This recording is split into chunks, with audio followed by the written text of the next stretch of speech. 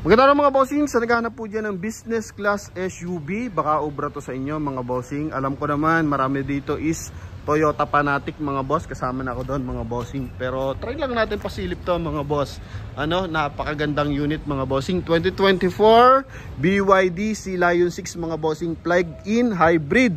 So ito yung mga nauuso ngayon mga boss. Talaga namang isang full charge, 105 km to mga bossing. Tumatakbo to, gasolina, tsaka electric motor mga bossing, no? Kaya kung interesado ka dito mga bossing, available tayo sa kulay gray.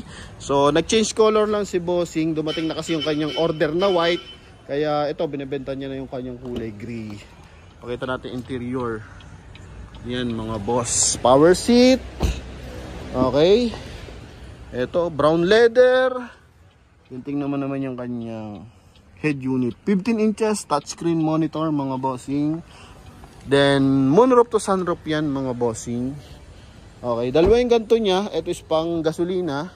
Then ito naman is for electric charge mga boss. Naka power tailgate na rin to mga bossing. Ito. Yan ha. I think sa brand new mga boss, maraming pumipila na ito mga bossing. Kaya kung mapanood mo to at interesado ko dito at naiinip ka na, so pwede mo ito makuha sa halagang 1,375,000 mga boss. Pakita ko lang ng bahagya, tapos pwede kang tumawag sa ating contact number na nasa screen mga bossing. Explain lang natin yung kaya natin explain dito mga boss, kasi totally hindi ko pa ito na review ng buo mga boss. Sinulyapan ko lang ng konti. Napawaw na ako mga bossing. So share ko lang para sa ating mga viewers ng Promote PH. Baka may interesado mga bossing, and baka may naghihintay ng ganitong unit mga bossing. So pwede nyo ito makuha sa halagang 1,375,000 kasama yung transfer of ownership. So front area tayo mga bossing, LED lights. And yun nga, kinuha to sa mukha ng Sea Lion. Patulis yung uso. So for aerodynamics mga bossing, naka 360 camera to. Yan, then 4-eye sensor to mga bossing ha. LED lahat ng ilaw. Sa side naman mga boss, naka R19, running flat tires to mga boss. All disc brake po yan. Okay, kagandahan, may rough around bumper pa rin siya. Connected sa front area hanggang rear area mga bossing. Para at least yung mga asphalt, mga maliliit na bato, hindi direct na tumatama sa body natin, no? Okay, yan. Tapos, chrome line mga boss, naghahatid dyan elegantness ng ating unit. Naka-sharp antenna, roof rail, then camera mga bossing, paikot, isa. Tapos dito, meron din yan. Sa likod, tsaka sa kabilang side, meron din mga boss. Kaya puntahan natin yung kanyang interior. Explain lang natin yung kaya explain natin dito mga boss. So, makina na ito mga bossing is 1.5 liters. Yan, okay. So, baka sabihin ng iba is medyo maliit, tama naman, pero combination siya mga boss ng 18.3 kilowatts mga bossing. And yung kanyang horsepower, 217 horsepower to mga boss.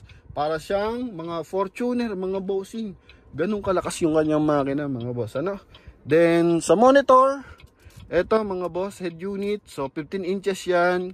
Connected ng Apple CarPlay, Android Auto, Spotify mga boss. Then even yung aircon natin dito na rin nakakonect mga bossing. And mga features na sasakyan, so pwede mo na rin masilip. Service nandito na rin. Ito pala, paalala ko lang mga bossing, baka makalimutan natin, with casa record to pa mga boss ha. Yan, then dito is wireless charging mga bossing. Sobrang elegant ng interior. Okay, mileage natin 13,485, all LED yan mga bossing. Meron siyang departure lane, auto driving mga boss. Ito yan. Okay, 360 camera. Ito yan mga boss. Grabe no. Tapos yung sa distance mga bossing, para ma-maintain natin yung adaptive cruise control mga boss yan. Okay, para na-maintain natin yung distance natin sa harapan natin para maiwasan ang collision. Yan mga boss. Then hands-free connection, voice command mga boss, napakalinaw oh. Para ka nanonood ng CCTV dito habang nagmamaneho mga bossing. Yan ha. So leather yung ating steering wheel, naka D-type steering wheel. Dito leather din. Sa kabilang side leather. Tapos dito may ilaw siya mga boss, naka LED. So pag gabi mas maganda yung mga bossing, kumbaga ambient Okay, kasi meron siyang ambient light. Safety features, airbag dito, airbag dyan, then airbag sa side, then sa likuran meron din airbag. Then panoramic sunroof mga bossing.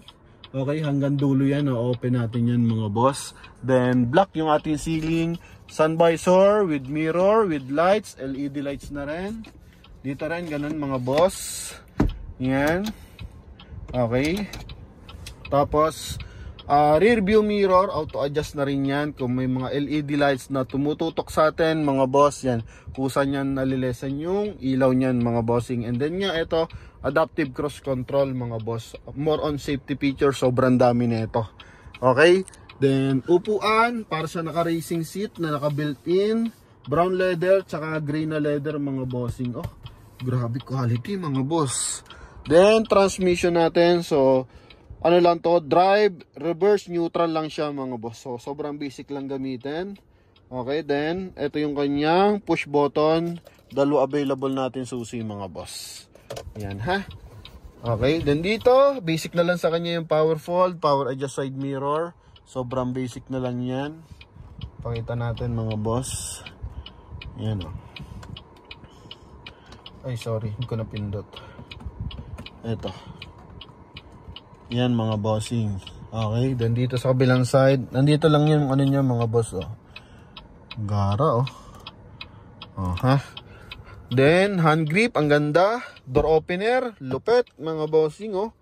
Oh, din dito kulay black, kulay silver yung combination mga boss. Naka infinity mga bossing design oh. Gara mga bossing. So mapalabas, mapa interior, sabi ko sa inyo business class ang datingan nito. Tailgate mga bossing, yan oh, power tailgate yan. Okay. Yan. So dito mga boss, pindutin mo lang din siya para magsara mga boss. Okay, then dito power seat mga bossing. Yan oh.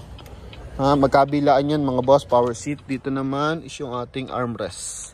Solid yung pagka leather niya mga bossing. 2 cup holder mga boss. Okay, meron din siyang auto headlight, auto wiper mga boss. So kompleto. Yan, ito naman yung likuran. Grabe, naka-dish matting na rin siya mga boss. Ganda dito oh. Oh, di ba? Tapos dito mga bossing, mabubungan pa. Grabe, wala tayong masyadong idea dito mga boss, pero napapawaw na lang tayo. Oh. Yan, ambient light mga bossing. I think napapalitan ng kulay yan mga boss. Gara mga boss, ha? Okay, all LED lights yan. Tapos dito yung ating mga mga boss, yung tire sealant. Tapos dito yung ating panghangin mga boss, kasi running flat yung ating unit. Okay, power tailgate. Yan, so maayos to mga bossing, 100% na hindi binaha to mga bossing, walang bangga. Yan, so with reverse parking camera, 4-eye sensor. Yan yung kanyang cladding, connected sa kanyang wheel arc hanggang dito sa likuran mga boss. Ano? Yan. Then kabilang side dito mga boss, for electric to. Yan oh. Okay, if ever na charge ka sa mga gasoline station, sa bahay, pwede yan mga boss. Then dito naman sa kabilang side mga bossing, okay, so if ever na magagasolina ka, so yung dealer natin, tumatakbo siya ng San Juan to Ortigas 1 week, as in wala siyang gas na ginagamit, more on electric motor lang mga boss. Yung charge lang mga bossing, no? So one charge lang siya a week mga boss. 105 km ba naman eh. San Juan eh ilan lang yun mga boss. Para nasa 7 km lang yan. Okay? Sa ilalim, ito 12 volt socket mga boss. Charging port, USB, Type C mga boss, pwede rin. Power seat sa kabila. Yan mga bossing. Okay? Gara na ito. Oh. Front area mga bossing. Ni gas-gas, wala pa naman, palinis lang natin. Ayan lang, kapiraso lang yung gas-gas niya. Oh. Grabe. I think mahabang pila nito sa brand new mga boss ha. Not sure lang mga bossing. Okay, kaya sa mga nakaka-interest dito, so pwede na kayong tumawag sa ating contact number na nasa screen. Connected dyan ng Viber and WhatsApp. Sa makina, pakita natin. Although may cover to mga boss, pero ko lang sa inyo mga boss. Umaandar to. Ay, kailangan dalawa pala. Umaandar to mga bossing, pero sobrang tahimik ng makina niya. Yan, 2 beses para mabuksan. Okay. Isa angat, tapos pangalawa, open na siya. Oh, ha? Kaya sa mga nagkaka-interest dito, mga bossing, pare-pares tayo nabigyan ng idea. Yun. Hindi ko lang abot. Ayun pala, okay na. Okay, naka-automatic. Ano siya? Hydraulic assist, mga bossing.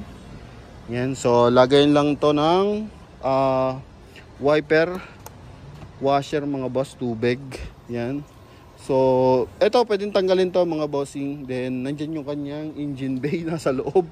Yan, so talaga namang ang mag-open lang is kasa, mga bossing, tsaka yung marurunong dito. Pero at least, yan, meron. Madali naman siya tanggalin, mga boss. May mga pinlock lang if ever talaga. Pero pakinig ko lang sa inyo, umaandar po yan, mga bossing. Ano? Okay, so sa mga nagkaka-interest dito, yan, 1,375,000, mga boss.